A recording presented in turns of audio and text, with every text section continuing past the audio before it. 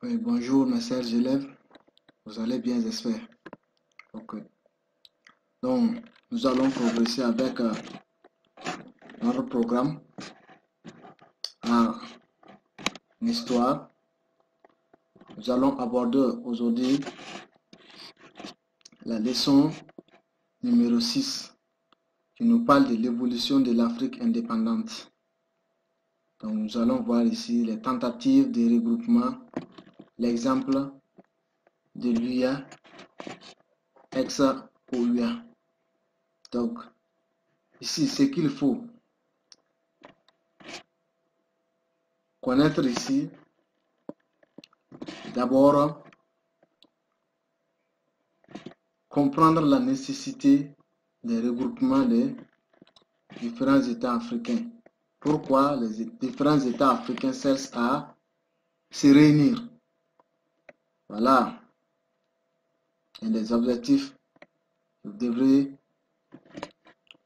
assimiler ici. Deuxièmement, on a analysé, il faut pouvoir être à mesure d'analyser la charte de l'UA. Oui, la composition de cette charte, qu'est-ce que cette charte nous dit? Voilà les différents éléments que vous devrez connaître à ce niveau. Et troisièmement, vous devrez être à mesure d'évaluer l'action et les résultats de l'UIA ou de l'UIA. Oui, il y a eu des actions et vous devrez connaître ces actions et les résultats sur le terrain. Donc voilà ces différents éléments que vous devrez maîtriser au sortir de ce cours. Donc, en introduction, dirons tout simplement que la nécessité de regroupement remonte depuis le 19e siècle. Mais c'est avec la décolonisation que l'unité de l'Afrique devenait nécessaire. Ainsi, des tentatives vont être menées dans ce sens. Donc, voilà, la nécessité de regroupement remonte depuis le 19e siècle. Donc, nous allons voir la nécessité des regroupements. Maintenant, en parlant de nécessité de regroupement, nous avons déjà abordé ça dans la leçon précédente en géographie. Plus précisément, le chapitre 2, la leçon numéro 7. En géographie, nous avons déjà abordé cette question. Maintenant, nous allons juste faire un petit rappel sur la partie et puis continuer. D'abord, quand on parle de la nécessité des regroupements, c'est on fait référence ici aux différents éléments qui ont amené les Africains à se réunir. Et en parlant de cette union, il faut savoir que c'est plusieurs éléments qui sont à l'origine de cette union des Africains. D'abord, nous avons des raisons économiques. Les Africains ont trouvé que plus ils sont réunis dans des structures, des organisations sous-régionales, régionales ou continentales, ça leur permettra encore d'avoir plus de force. Deuxièmement, il y a aussi des raisons politiques. Pour avoir une position géostratégique, il faut être encore fort sur le plan international. Et c'est aussi une des raisons qui va amener les Africains à aller vers un regroupement. Et troisièmement, il y a aussi les raisons sociales. Donc, voilà autant de raisons qui vont amener les Africains à trouver nécessaire de se réunir. Donc, voilà les différents éléments que nous pouvons dire ici au grand team. Maintenant, au grand D, nous avons la charte de l'Union africaine. Oui, en parlant de la charte de l'Union africaine, il ne faut pas oublier que l'Union africaine a été une organisation qui a hérité d'une ancienne organisation qu'on appelait OUA. Donc, nous allons voir d'abord la charte de l'Organisation de l'Unité africaine, l'OIA, en petit 1. Donc, nous dirons tout simplement que la réunion du 2 au 26 mars 1963 à Addis Abeba, en Éthiopie, 30 chefs d'État et de gouvernement vont ratifier la charte de l'OIA. Ainsi naît l'OIA, dont la charte stipule. Donc, en parlant de la charte de l'OIA, retenez surtout qu'on a 3 éléments essentiels, c'est-à-dire la composition. Quand on parle de la composition, c'est-à-dire les pays membres, quels étaient les pays membres, les pays qui sont autorisés à faire partie de cette organisation. Donc, nous avons la composition, les objectifs et, dernièrement, les principes. Voilà les 3 éléments clés que vous devrez connaître ici. On a les objectifs, la composition d'abord, les objectifs et les principes. Donc, en parlant de la charte de l'OIA, voilà les différents éléments que vous devrez mémoriser.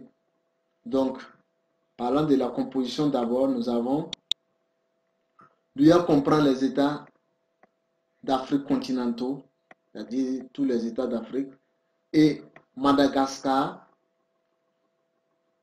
Oui, quand on parle de l'Afrique, d'autres souvent écartent Madagascar, mais bon, Madagascar aussi fait partie du continent africain, même si avec le temps, le pays s'est détaché, mais c'est un pays qui était relié au continent africain. Donc jusqu'à présent, on le cite parmi les pays africains. Donc on parle de la composition, c'est l'ensemble des États africains, c'est-à-dire continentaux et Madagascar, et les îles voisines de l'Afrique. Oui. Donc voilà tous les pays membres, tous les pays qui sont autorisés à intégrer cette organisation, c'est les pays d'Afrique continentaux, Madagascar et les îles voisines. Donc en plus de la composition, nous avons les objectifs de l'OIA. Voilà les objectifs qui ont été définis pour cette organisation. D'abord, il y a l'égalité souveraine des États membres. Tous les États s'équivalent dans cette organisation. Il n'y a pas un petit État ou un grand État. Non, tous les États ont les mêmes droits dans cette organisation. Il y a aussi un deuxième objectif, c'est de défendre l'intégrité territoriale et le droit inaliénable de chaque État à une existence indépendante. Oui, voilà l'objet légal. Plus de la légalité, il faut aussi défendre tous les États membres, c'est-à-dire tous les États qui font partie de cette organisation doivent avoir un droit définitif et en tant qu'État, le droit d'exister. Donc, en plus de cela, il faut retenir aussi un autre objectif, renforcer l'unité et la solidarité entre les États africains. Et dernièrement, ce que nous pouvons ajouter comme un autre objectif, c'est éliminer sous toutes ses formes le colonialisme en Afrique. Parce qu'après les indépendances, les Africains ont trouvé qu'il y avait toujours une mainmise de l'Occident dans le continent. Et il fallait donc essayer de se réunir pour écarter toute cette domination. Hein, c'est ce qu'on appelle le néocolonialisme. Donc, c'est ce qui va amener les Africains à se réunir. Voilà les objectifs de cette organisation, hein, en résumé. Donc, et dernièrement, nous avons les principes. Oui, quand on parle des principes, il y a d'abord l'intangibilité des frontières. Quand on parle de l'intangibilité des frontières, il faut savoir que chaque frontière a ses limites non modifiables. Donc, tout pays doit respecter les limites des autres pays membres de l'OIA. Donc, en plus de ça, on a le règlement pacifique des conflits entre États par voie de négociation, de médiation, d'arbitrage. Oui, dans ce principe, il est dit que le règlement des conflits doit être pacifique. Oui, pacifique entre les États. C'est-à-dire, on doit passer d'abord par la voie de négociation. Après la négociation, on envoie des émissaires pour interférer entre les différents États ou les différentes parties qui sont en conflit, ou envoyer une mission de maintien de paix dans la zone concernée. Donc voilà autant de raisons qui amènent les Africains à avoir ces principes pour éviter le bain de sang dans certains pays. Et en plus, on a la non-ingérence dans les affaires intérieures des États membres. Oui, tous les pays membres doivent respecter les autres pays et respecter le choix et les activités qui sont menées dans les autres pays. Aucun pays ne doit s'ingérer dans les affaires d'un autre pays membre. Et dernièrement, nous avons le respect de la souveraineté des États. Oui, ça rejoint ce que nous venons de dire. Il faut respecter l'autre. Tous les pays doivent se respecter. Il ne faut pas avoir que je suis plus puissant qu'un tel, donc il faut que j'essaie d'imposer. Non, tout le monde doit se respecter comme tel. Voilà l'ensemble, en résumé, les principes de l'OUA. Donc, c'est ce que nous pouvons dire de la charte de l'OUA. Donc, en petit d, nous allons évoluer pour aborder cette évolution qu'on avait évoquée récemment de l'OIA à l'Union africaine. Oui. Donc, il faut retenir surtout que l'idée de la création de l'Union africaine fut défendue par le dirigeant libyen Mohamed Al-Kadhafi. Oui, c'est Kadhafi à l'époque qui a défendu la création de cette organisation, l'évolution, la transformation de l'OIA en l'Union africaine. Donc, en septembre 2000, lors d'un sommet extraordinaire tenu à Sirte, en Libye, les États membres de l'OIA décidèrent d'établir l'Union africaine, l'UA. L'acte portant création de l'Union africaine est adopté à Lomé en juillet 2000, puis à Lusaka, Zambie en juillet 2001, lors du 37e sommet de l'OIA. L'Union africaine est née lors du dernier sommet de l'OIA à Durban, en Afrique du Sud, en 2002. L'Union africaine, l'UA, remplaça officiellement l'OIA. L'UA regroupe tous les pays d'Afrique sauf le Maroc. À l'époque, l'UA représentait tous les pays sauf le Maroc, qui avait décidé de ne plus faire partie de cette organisation. L'Union africaine reprend la charte de l'OIA avec quelques modifications. C'est vrai que c'est toujours la charte, mais bon, il y a eu quelques modifications. Désormais appelée la charte de l'Union africaine. Donc voilà ce que nous pouvons dire de cette évolution, de ce changement de nom de l'OIA à l'Union africaine. Donc, et troisième grand point, et c'est l'action et les résultats de l'Union africaine. Si on va parler de l'action ou des actions, on va parler autrement dit des actions de cette organisation et les résultats sur le terrain, constatés sur le terrain. Donc en petit 1, nous allons aborder d'abord les actions. Si on va parler des actions. Donc premièrement, il faut retenir que l'UA a participé à eu plusieurs actions sur le terrain, comme le règlement des crises politiques ou encore la prévention des conflits politiques. Donc, nous avons d'abord le règlement des conflits, crise politique, et la prévention des conflits. Voilà autant d'actions que l'OUA a eu à mener sur le terrain où l'UA. Donc, d'abord, un exemple de règlement de conflit politique, nous avons à la mort de Yassimbe et Yadema, président du Togo, le 5 février 2005, l'Union africaine considéra la nomination de son successeur, Faure Yassimbe, comme un coup d'État militaire. La contestation de l'UA força Faure Yassimbe à tenir une élection.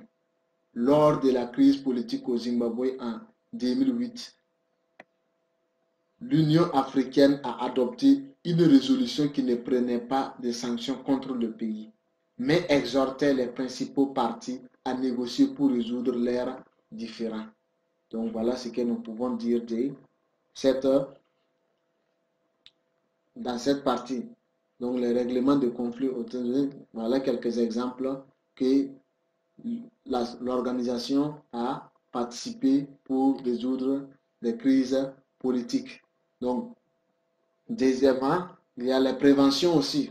Donc, dans les actions, nous avons, deuxième point, les préventions de conflits. Et en guise d'exemple, nous vous dirons que l'Union africaine a intervenu dans la prévention de plusieurs conflits sur le continent.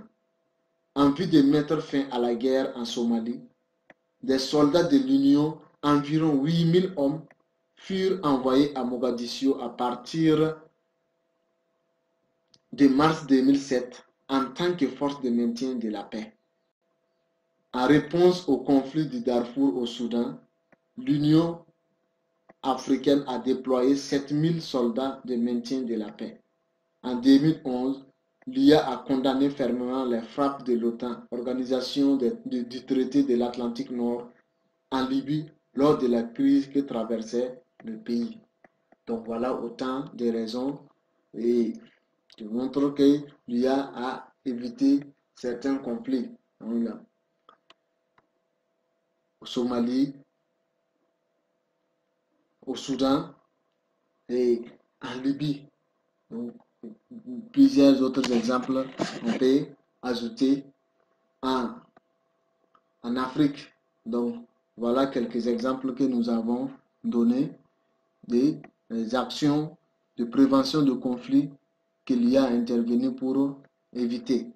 Donc, nous allons maintenant évoquer en petit d les résultats des actions de l'Union africaine.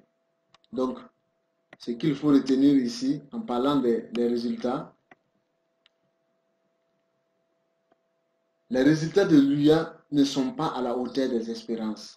Les efforts fournis par l'UA pour le règlement des crises politiques et la prévention des conflits sur le continent sont louables. Cependant, l'UA a échoué dans sa tentative d'unification de l'Afrique. Les conflits d'intérêts, le manque de moyens financiers, l'intangibilité des frontières reconnues par la charte de l'UA sont autant de raisons qui expliquent l'échec de l'UA. Oui, l'UA, malgré les objectifs qui étaient d'unir tous les États africains en une seule confédération, l'UA a échoué parce que jusqu'à présent, ce n'est qu'un rêve. Les Africains ont toujours des difficultés à se réunir, tout simplement parce qu'il y a des problèmes, des conflits d'intérêts, des problèmes financiers. Il y a aussi le problème des frontières qui ne sont toujours pas respectées en Afrique et des problèmes des frontières qui posent toujours problème dans l'union du continent. Donc voilà autant de raisons qui font que vraiment les résultats sont déplorable et toujours en deçà des attentes des Africains. Donc, en conclusion, nous dirons tout simplement que l'UA, depuis les indépendances, l'Afrique se bat pour son unité. C'est dans le cadre de cette union, l'Union africaine a été instituée. L'actuel président de la commission de l'UA est Moussa Faki Mohamed, le Tchadien. Donc, voilà à la fin de ce cours. Maintenant, en résumé, ce qu'il faut retenir surtout dans ce cours, c'est de connaître les origines, l'idée de la création, c'est-à-dire la nécessité de regroupement des États, de connaître la charte de l'Union africaine, de connaître les organisations, la date de création de l'Union, connaître les différentes structures de l'Union et les actions menées sur le terrain, les résultats de ces actions. Voilà en résumé les différents éléments que vous devrez maîtriser au sortir de ce cours. Merci pour votre attention et à la prochaine.